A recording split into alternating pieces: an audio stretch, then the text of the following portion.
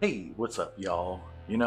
Powerlifting, like every other sport, can require a lot of perseverance, and I wanted to talk about a few things, like a few hurdles that I've dealt with that have really made me contemplate like quitting back in the day, and that I had to like reassess and decide if I really wanted to do this and figure out what I could do to fix the things that made me want to quit in the first place. And I will say there's going to be some people that are going to say that some of this is cope, and that's how I know you've never stepped foot on the platform. But one of the big ones, and this has only happened to me once so far, but I've only had like I think 8 meets. But bombing out some of the best. There's a few exceptions that are extreme genetic outliers, and they're also incredibly intelligent. But most powerlifters, especially ones at really elite levels that have like 2K plus totals,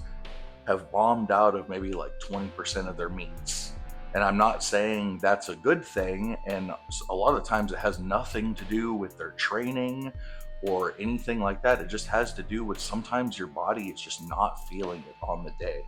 And that can be heartbreaking when you dump your blood, sweat, and tears into something, and all your nutrition was good, and blah, blah, blah. And then say you just get sick, man, you know? And I'll tell you what, anecdotally or firsthand experience is a little different, but the first 2 times I was closing in on a 600-pound squat, I got up to 585, and then I got strep and got real sick and lost a bunch of weight and had to rebuild. And I rebuilt and I finally rebuilt and I got up to like 590. And then I got the the plague that was spreading around from the year 2001-ish and on. I don't want to say anything that'll make this video not get traction, but yeah, it was brutally heartbreaking. And I remember, shout out to on YouTube this guy named Rockman. I remember messaging him, and I was really beat up about it, and I wanted to quit. And he was like explaining to me, like he wasn't rude about it, and he was really cool about it. But he was like, "Man, I remember he had some kind of accident where he got burned, like 40% of his body got burned really, really bad, and he was in a lot of pain." And he doesn't mess with like painkillers and stuff. And he was training through like brutal pain. And it like, I think he was right at a 405 bench, and it took him down to a decent amount. And he was like, "Man, look, these things happen, and it's not fun.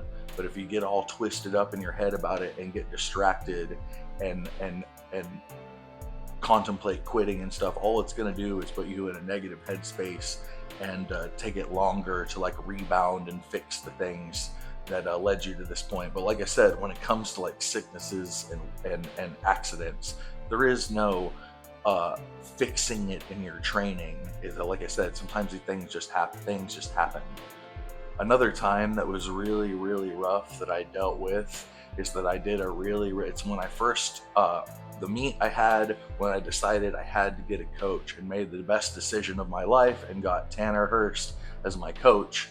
And so I did like a 10-pound water cut, 11-pound water cut in a really stupid way in like 8 or 9 hours before the meet. And then it was my first meet in the 220s, and I hit a 600-pound squat, and then I went for like 611, and I didn't quite get it, but I feel like the spotter jumped the gun, but it wasn't the spotter's fault, because they put like 6 or 7 spotters around me, because on my first attempt, as soon as I racked it, I kind of started passing out, so they were worried it was going to happen in me.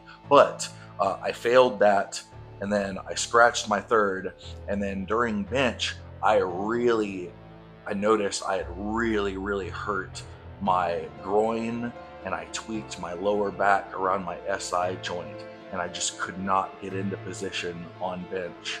And I remember my first attempt, all red lights, and I was like, "Oh my god, but I can fix this." And then second attempt, 2 reds, 1 white, and I was like, "Oh my god, man, and I was so nervous. And then I remember on the third attempt, I got so focused, I forced myself into position. It hurt so bad to force myself into position.